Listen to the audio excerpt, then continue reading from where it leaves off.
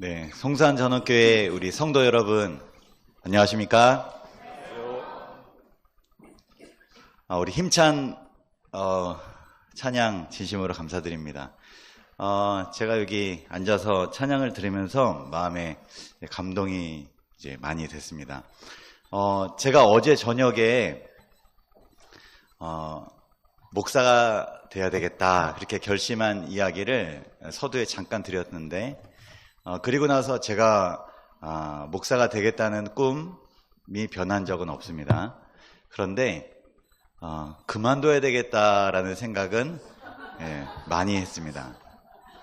왜 그랬을까요? 네? 월급이 적어서. 월급이 적어. 예, 월급이 적어서. 네, 제가 이제 여러 가지 고민이 됐습니다. 자질도 그렇고, 그리고 부족하다는 생각이 사실 좀 많이 들었는데, 이게 제일 심했던 때가 이제 코로나 때, 제가 이제 이게 좀 극심했던 것 같아요. 그래서, 많이 고민도 되고, 자존감도 많이 좀 낮아지고, 내가 크게 하나님 사업에 도움이 안 될 것 같다라는 생각을 이제 많이 했는데, 사실 이 찬양이 저에게 아주 큰 힘이 됐었거든요. 이 가사를 이제 생각해 보면, 네. 그래서 그때 생각이 좀 났고, 그리고 그럼에도 불구하고 사용하시는 그 주님의 능력, 그리고 사랑, 그리고 인자하심, 돌보심, 오래 참으심, 이런 것들이 생각이 났습니다. 우리가 이게 살다 보면 삶에 대한, 그리고 내가 지금 하고 있는 일에 대한, 그리고 내 위치에 대한 여러 가지 고민들이 들 때가 아마 있지 않을까 생각이 듭니다. 그럴 때마다 나를 세우시고 나에게 힘 주시고 나에게 용기를 주시고 위로 주시는 우리 주님이 계심을 우리는 잊지 말아야 할 것입니다. 그리고 하늘을 바라봐야 할 것입니다. 하나님께서 그러한 모든 자에게, 우리 성도님들께 힘과 용기를 주시기를 기도합니다. 제가 우리 송산전원교회에 오게 되는데, 작년에 우리 사경의 강사로 누가 오셨죠? 예, 저에게 담임 목사님께서 오셨고, 또 부목사인 저를 또 송산전원교회에 보내주신 이유가 무엇일까? 사실 제가 한 번도 언급은 안 했습니다. 화요일부터 어제까지. 근데 저 혼자 느낌에 인사 발령이 있기 전에 왜 저를 송산전원교회에 보내주셨을까? 우리가 이제 송산전원교회하고 청학교회하고 이제 합병을 사실 의논하고 있죠. 예, 그 부분에 조금 그것과 관련되지 않았을까 혼자 그렇게 좀 생각을 해봤습니다. 그런데 제가 사경회 하기 바로 전날 인사 발표가 났는데, 아마 그 영광은, 그리고 송산전원교회 우리 성도님들을 섬길 수 있는 특권은 아마 저 후임으로 오는 우지민 목사님이 아마 누리지 않을까, 이제 그런 생각을 하게 되었습니다. 마음이 좀 복잡한 그런 한 주였고, 또 우리 성도님들께 말씀을 전할 수 있어서 행복한 한 주였습니다. 아무쪼록 모든 일들이 주님의 뜻 가운데서 이루어지기를 계속 기도하겠습니다. 그리고 송산전원교회 우리 성도님들 반갑게 맞이해 주시고, 또 뜨겁게 말씀에 호응해 주시고, 그리고 저에게 밝은 웃음과 따뜻한 손으로 잡아주셔서 정말 감사드립니다. 요 주보의 요 순서지에 보시면 이 맨 앞에 이 그림이 하나 있습니다. 이 그림은 아마 매번 이렇게 설교 주제에 맞춰서 이렇게 해주시는 것 같아요. 이런 어떤 세세한 이 신경, 사랑, 살아 숨쉬는 듯한 이 느낌이 너무 감동적입니다. 그리고 이 대제사장이신 예수님께서 하늘 성소에서 봉사하고 계시는 이 장면이 얼마나 뭉클했는지 모릅니다. 특별히 이 가슴에, 이 흉패에 있는 이 12보석, 그 마음으로, 가슴으로 뜨겁게 사랑하시는 우리 예수님의 사랑, 그 사랑을 이번 한 주 동안 느끼셨는지 모르겠습니다. 이 신앙이 얼마나 우리에게 귀하고 좋은지, 우리의 지식이 쌓아갈수록 하나님의 사랑이 우리의 마음에 더 큰 감동이 되기를 기도하고요. 오늘 또 배우는 이 5장의 내용이 우리의 마음속에 깊이 또 새겨지기를 기도하는 마음으로 말씀을 전하겠습니다. 요 PPT 화면 전환해 주시고요.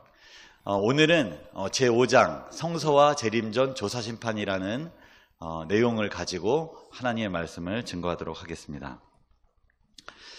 우리는 이제 1장부터 4장까지 내용을 쭉 살펴보았습니다.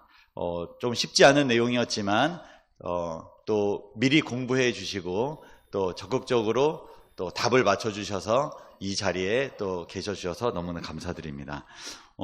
어제는 4장에 대해서 공부를 했습니다.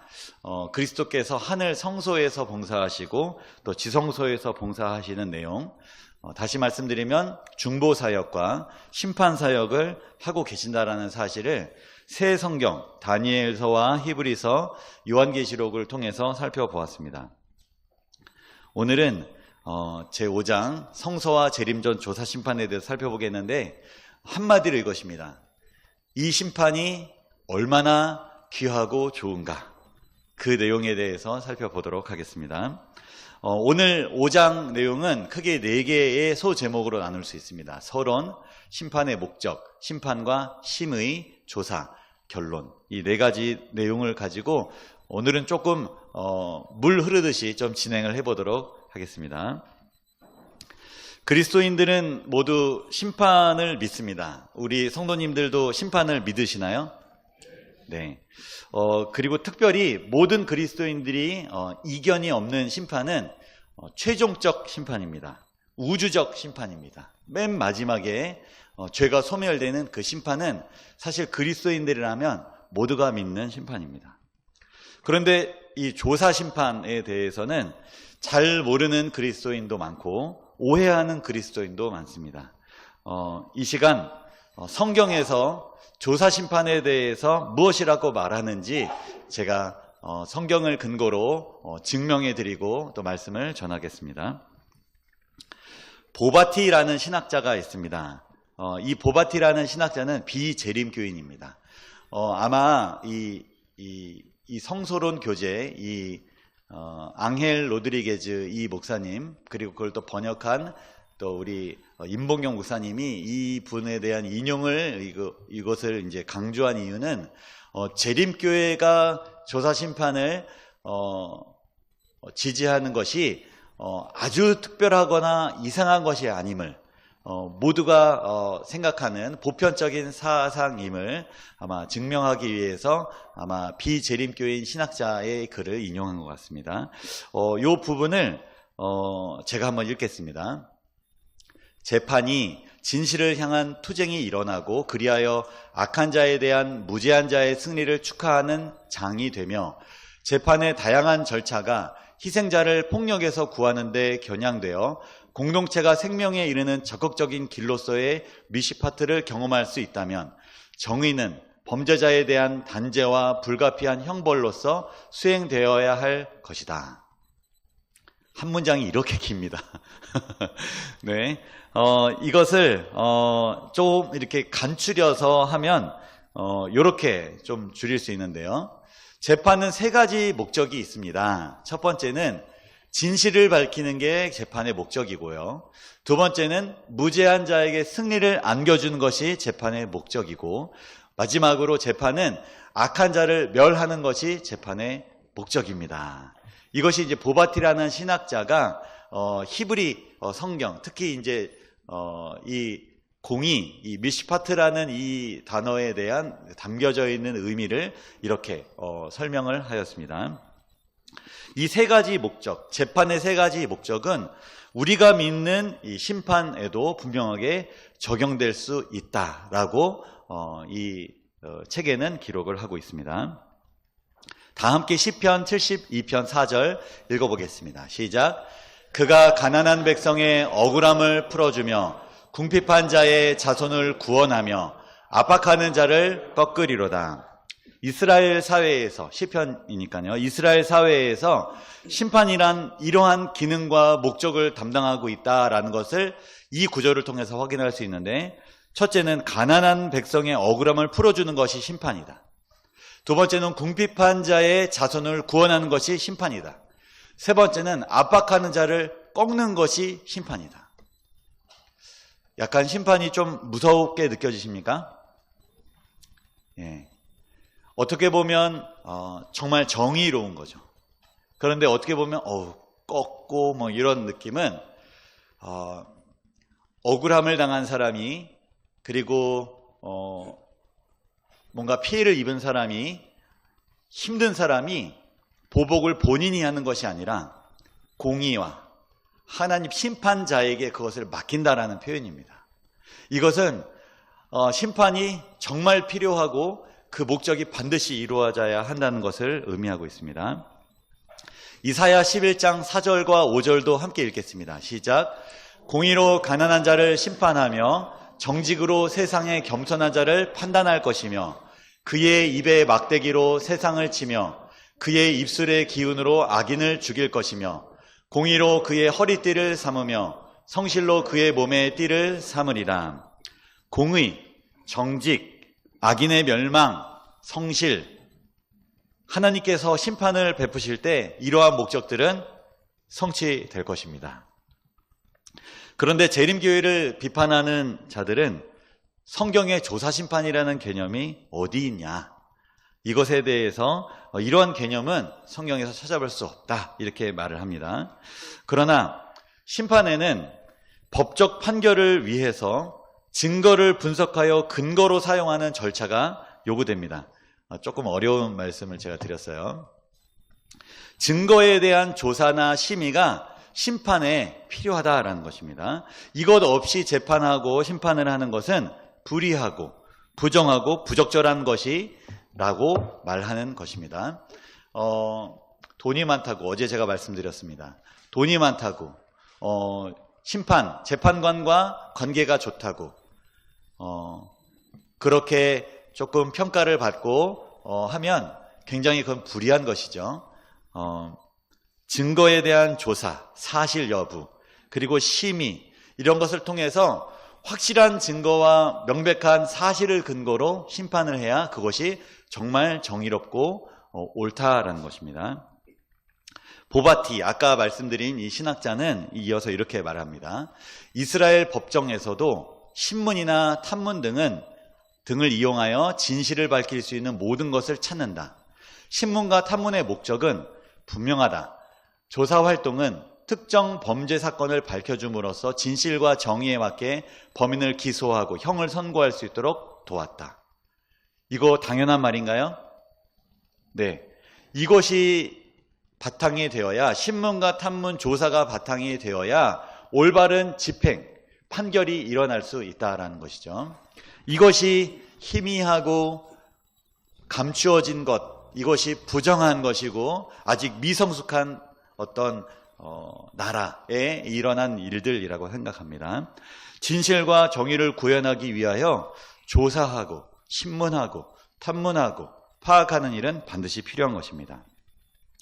구약에도 이 조사, 심판이 있기 전에 조사하는 일들을 설명하고 있는데 크게 이 네 가지 신뢰를 이 책에서는 기록하고 있습니다. 첫 번째는 기드온, 두 번째 솔로몬, 세 번째는 욥, 네 번째는 에스더에 관련된 내용인데 제가 하나씩 좀 살펴보겠습니다. 사사기 6장 28절과 29절을 함께 읽겠습니다. 시작. 그 성읍 사람들이 아침에 일찍이 일어나 본즉 바알의 제단이 파괴되었으며 그 곁에 아세라가 찍혔고 새로 쌓은 제단 위에 그 둘째 수소를 드렸는지라.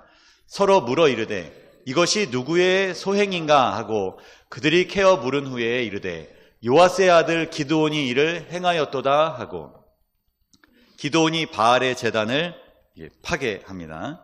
성읍 사람들이 아니 이것이 누구의 소행이냐 이렇게 해서 캐어 물었습니다.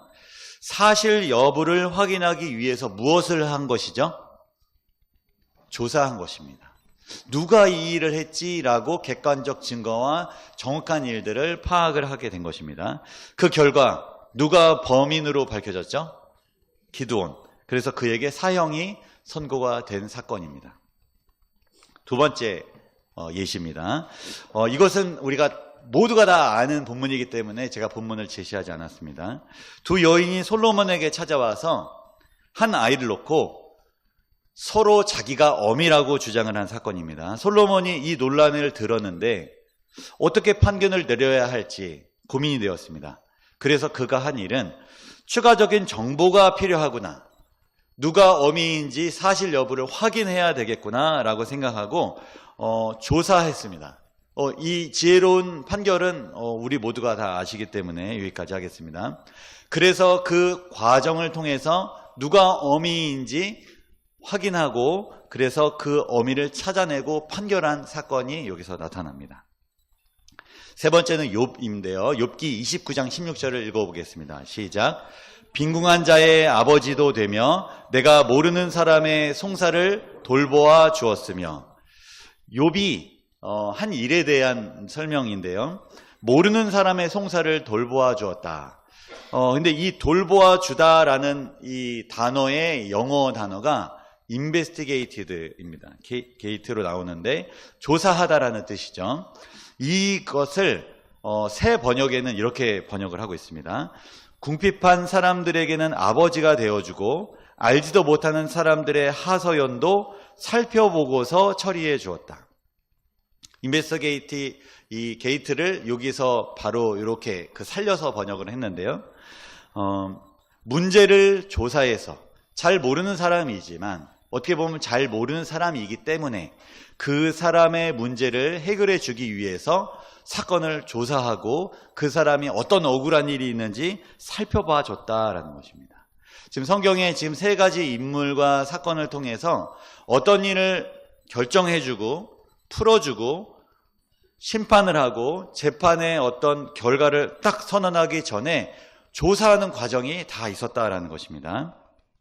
에스더 2장 23절도 함께 읽겠습니다. 시작. 조사하여 실증을 얻었으므로 두 사람을 나무에 달고 그 일을 왕 앞에서 궁중일기에 기록하니라. 에스더는 왕에게 두 신하가 그를 모살하려 한다는 정보를 주었습니다. 어제 모르드게와 이 사건이 같이 연결되는데요.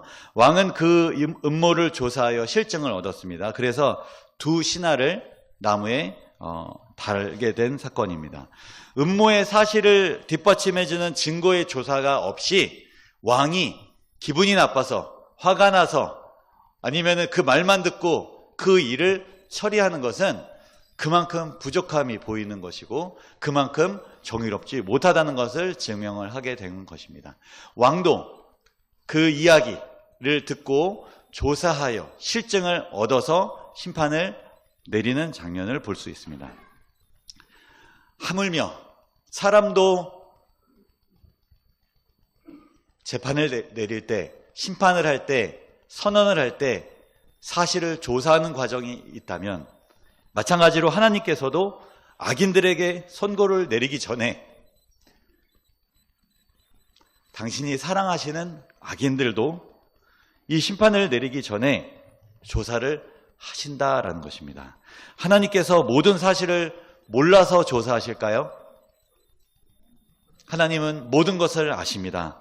하지만 공정함을 보여주시기 위해 모든 지성적 존재들에게 당신의 공정함을 보여주시기 위해 사법적 절차를 밟는 것입니다. 불순종한 아담과 하와에게 하나님께서 선고를 내리시기 전에 조사를 하는 장면이 나옵니다. 이것도 저희가 익히 아는 장면이기 때문에 본문을 실지 않았습니다. 내가 어디 있느냐? 내가 내게 먹지 말라 명한 그 나무 열매를 네가 먹었느냐? 네가 어찌하여 이렇게 하였느냐? 선언하시기 전에 하나님께서 물어보시고 조사하시고 상황을 파악하시고 기회를 주시는 것입니다. 하나님께서 이렇게 신문하시는 목적 무엇일까요? 속을 뒤집어 엎으시려고 하시는 걸까요? 잘못했는데 우리 아이가 이렇게 잘못을 했어요. 너 지금 뭐 했니? 왜 그렇게 했니? 그냥 혼내주세요. 왜 그렇게 말할까요? 엄마 아빠가 왜 그렇게 말할까요? 왜 그랬냐고 왜 물어볼까요? 아담과 하와에게 죄를 고백하고 인정하도록, 잘못했다 말하면 모든 것을 덮어주시려고 죄인에게 뉘우칠 수 있는 기회를 주시는 것입니다. 조사하고 심의하고 파악하는 모든 과정은 자비의 손길입니다. 기회를 주시는 것입니다. 속을 뒤집어 놓는 게 아니고 샅샅이 너 마음속으로 나를 따르지 않았구나, 그것을 하나하나 끄집어내려고 하시는 게 아니라 나의 부족함을 너 스스로 알고 그것이 밝혀졌을 때, 내가 물어볼 때, 내가 네 양심에 말할 때 너가 그것을 뉘우치기를, 고백하기를, 기회를 여전히 주시는 하나님의 사랑을 우리가 깨달아야 할 것입니다. 에덴 동산에서 나오기 전에 물어보는 심판이 아담과 하와에게 주어졌던 것처럼 다시 그 하늘에 들어가기 전에 우리에게 심판을 베푸시는, 물어보시는, 알게 해주시는, 기록하시는 하나님의 심판이 우리에게 있음을 감사하는 저와 여러분이 되기를 기도합니다. 조사와 심의는 심판의 일부입니다. 가인과 아벨 사건, 그리고 소돔과 고모라의 심판 사건을 통해서도 이를 알 수 있습니다. 다 함께 창세기 4장 9절부터 12절까지에 있는 말씀을 읽어보겠습니다. 시작. 여호와께서 가인에게 이르시되 네 아우 아벨이 어디 있느냐? 그가 이르되 내가 알지 못하나이다. 내가 내 아우를 지키는 자니이까. 이르되 네가 무엇을 하였느냐? 내 아우의 핏소리가 땅에서부터 내게 호소하느니라. 땅이 그 입을 벌려 내 손에서부터 내 아우의 피를 받았은즉 네가 땅에서 저주를 받으리니 내가 밭을 갈아도 땅이 다시는 그 효력을 내게 주지 아니할 것이요 너는 땅에서 피하며 유리하는 자가 되리라. 가인이 그의 아우 아벨을 죽인 후에 하나님의 심판 선언 이전에 조사를 받게 됩니다. 9절에 네 아우 아벨이 어디에 있느냐? 10절에 네가 무엇을 하였느냐? 이러한 조사와 심의 후에 죄인에게 선고가 뒤따르게 됩니다. 11절 네가 땅에서 저주를 받으리니 너는 땅에서 피하며 유리하는 자가 되리라. 조사와 심의는 심판의 일부이고 심판이 내리기 전에 얼마나 큰 은혜인지 모릅니다. 창세기 18장 20절과 21절도 함께 읽겠습니다. 시작. 여호와께서 또 이르시되 소돔과 고모라에 대한 부르짖음이 크고 그 죄악이 심히 무거우니 내가 이제 내려가서 그 모든 행한 것이 과연 내게 들린 부르짖음과 같은지 그렇지 않은지 내가 보고 알려하노라. 소돔과 고모라 아주 죄악이 무거운 심한 그런 곳이었습니다. 근데 하나님께서 이들을 멸망시켜야 되겠다라고 마음을 정하시고, 근데 그 전에 이렇게 말씀하십니다. 내가 보고 알려하노라. 하나님 모르셨을까요? 꼭 조사해야 아셨을까요? 다 아시죠. 다 아십니다. 그런데 왜 조사를 또 하실까요? 하나님의 이 마음을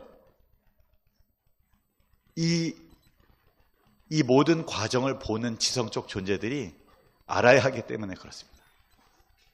하나님은 내가 보기에 좀 너무하신 것 같아. 갑자기 욱하시네. 어우, 사랑이라고 하시는데, 무서워. 루스벨에게 한 모습들을 보니까 나도 조금만 잘못하면 그냥 다 내쫓으실 것 같아.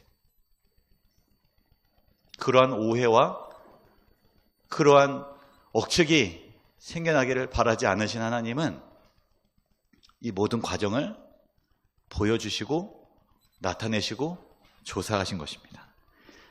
증거를 다 조사하신 후에 모두가 소돔과 고모라는 멸망해야 되는 그런 곳입니다. 라고 확인한 이후에 그들에게 선고를 내리시는 것입니다.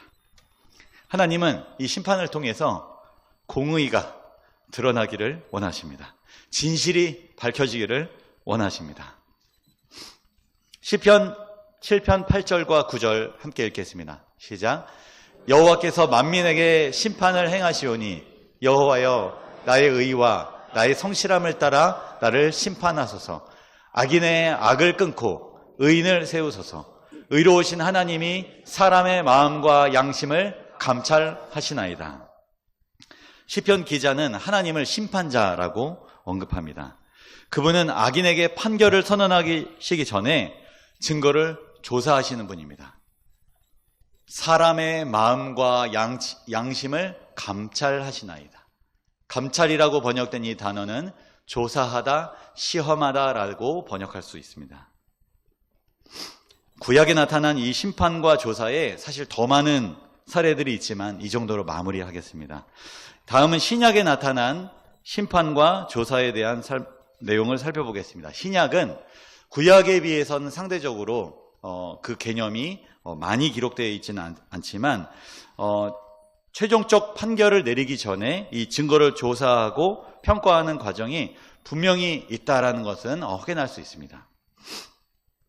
하나님께서 각 사람의 삶을 평가하시는데 이 평가하는데 사용되는 이 기준, 이 표준이 무엇일까요? 무엇을 기준으로 이 사람을 삶을 평가하실까요? 그것은 율법 그리고 예수님께 대한 이 믿음의 반응입니다. 믿음이 있는가 없는가, 말씀에 순종하는가, 이제 이러한 내용들을 가지고 하나님은 평가하신다라는 것입니다. 그러므로 하나님의 심판 때에 우리가 서게 됐을 때, 지금 서 있고 이것이 개인의 행함, 믿음, 이것을 면밀하게 조사하게 될 것입니다.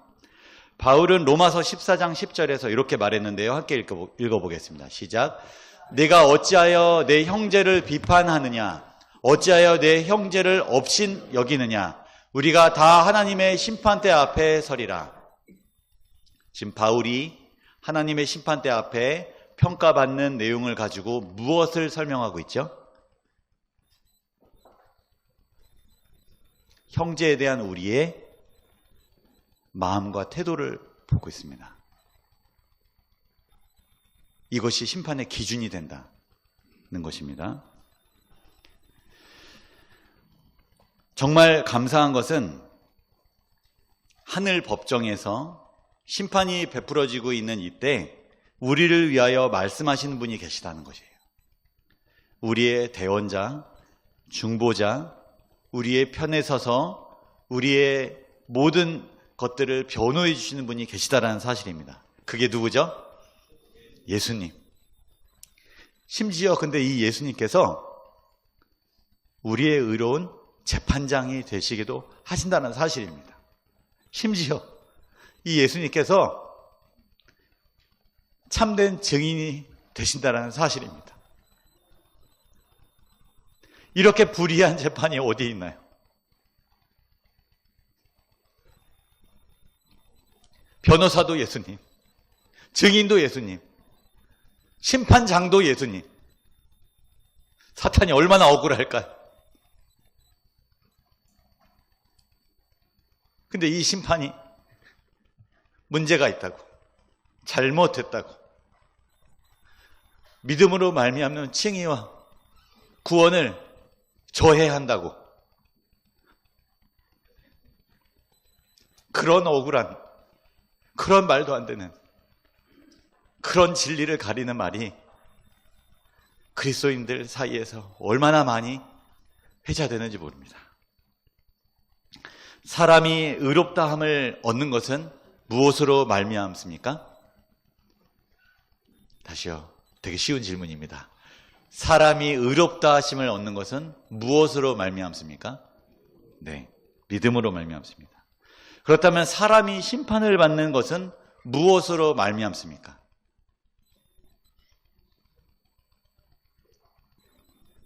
사람이 심판을 받는 것은 무엇으로 말미암습니까? 네, 믿음으로 말미암습니다. 네, 믿음으로 구원을 얻고 믿음으로 심판을 받습니다. 믿음이 있으면 구원을 받고 믿음이 없으면 심판을 받습니다. 근데 이 믿음은, 이 칭의로 얻은 이 믿음은, 믿음으로 얻은 이 칭의는 이 칭의 열매가 행함이라는 것입니다. 그래서 믿음과 행함은 사실 같은 것이죠. 바울은 이 두 가지 사실을 모두 지지하고 언급했습니다. 조사 심판에 대한 성경적 개념이 우리를 구원에 대한 확신을, 이 믿음으로 얻는 이 칭의를 헷갈리게 하거나 방해하거나 감소시켜서는 절대 안 될 것입니다. 다 함께 다니엘 7장 13절과 14절을 읽겠습니다. 시작. 내가 또 밤 환상 중에 보니 인자 같은 이가 하늘 구름을 타고 와서 옛적부터 항상 계신 이에게 나아가 그 앞으로 인도되매 그에게 권세와 영광과 나라를 주고 모든 백성과 나라들과 다른 언어를 말하는 모든 자들이 그를 섬기게 하였으니 그의 권세는 소멸되지 아니하는 영원한 권세요 그의 나라는 멸망하지 아니할 것이니라. 빨간색으로 색깔 칠한 인자 같은 이는 누구일까요? 예, 그리스도십니다. 그러면 이 파란색으로 색깔 칠한 옛적부터 항상 계신 이는 누구일까요? 예, 하나님이십니다. 그리스도께서 우리를 변화하시기 위하여 심판의 자리에 오신 장면을 묘사하고 있습니다. 요한은 다음과 같이 말합니다. 또 인자됨으로 말미암아 심판하는 권한을 주셨느니라. 누구에게 주셨죠? 예수님에게 주셨습니다. 아버지께서 아무도 심판하지 아니하시고 심판을 다 아들에게 맡기셨으니 하늘 심판정에 우리를 위한 변호사가 되시는 것이 그리스도시고 심판하는 권세를 가지신 분도 우리 예수님이십니다. 이 재판은 이긴 것이나 다름없는 재판 맞습니까? 아멘. 다니엘 7장 22절을 보면 분명하게 이야기하고 있는 것인데 재림전 조사심판의 목적과 성격을 분명하게 기록을 하고 있는데 다 함께 읽어보겠습니다. 시작. 옛적부터 항상 계신 이가 와서 지극히 높으신 이의 성도를 위하여 원한을 풀어주셨고 때가 이름에 성도들이 나라를 얻었더라. 원한을 풀어주셨다. 이 의미를 좀 더 이해하기 쉽도록 현대인의 성경은 이렇게 말하고 있습니다. 자기 백성이 유리한 쪽으로 심판을 선언하셨으며, 제가 만들어낸 말이 아니라 현대인의 성경에서 기록하고 있는 말입니다. 원한을 풀어주셨다는 말은 자기 백성이 유리한 쪽으로 심판을 선언하셨으며 하늘 지성소에서 우리 예수님께서 우리 죄를 변호하시고 참된 증인이 되어주시고 심판을 베푸시는데 믿음으로 예수 그리스도의 희생을, 그 죽음을, 그 용서를 받아들인 모든 자에게 유리한 쪽으로 심판을 하고 계심을 받아들이고 감사하게 찬송하시는 저와 여러분이 되기를 기도합니다. 이 심판은 때가 되자 성도들이 나라를 얻었다. 성도를 구원하기 위한 심판, 성도를 옹호하기 위한 심판, 하늘 왕국을 주시기 위한 심판, 그 심판임을 믿는 저와 여러분이 되시기를 기도합니다. 시편 기자는 이 심판에 대해서 이렇게 노래했습니다. 주의 심판으로 말미암아 시온산은 기뻐하고 유다의 딸들은 즐거워할지어다. 온 백성은 기쁘고 즐겁게 노래할지니 주는 민족들을 공평히 심판하시며 땅 위의 나라들을 다스리실 것임이니이다. 여호와께서 공의로운 일을 행하시며 억압당하는 모든 자를 위하여 심판하시는도다. 두렵고 떨리십니까? 아직도?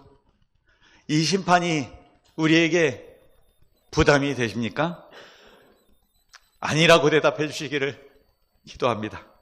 이 땅에서 하나님의 말씀대로 살아가는 하나님의 백성들의 억울함과 억눌림을 풀어주는 기쁨의 심판인 것입니다.